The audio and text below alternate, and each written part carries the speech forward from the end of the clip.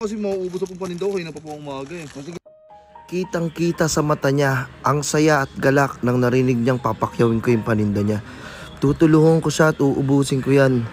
Pero hindi niya alam, yung buhay ko yung mababago sa pagtulong ko sa kanya. Ako yung tinulungan niya. 2,000 po. Umiyak ka.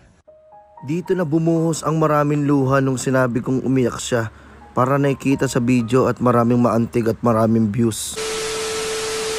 Yon, samahan nyo ako. Mag-isa na akong ganap na motovlogger. Siyempre, ano bang ginagawa ng motovlogger? Tumutulong sa mga mahihirap, namamakyaw ng mga paninda. Naglalagay ng sound effect na nakakalungkot para mas makatotohanan ng video. Samahan mo na ako at tumulong na tayo sa mga kababayan natin Pilipino para mapagaan natin yung buhay nila. Ay, mapagaan nila yung buhay ko. Tara, samahan mo ako tumulong.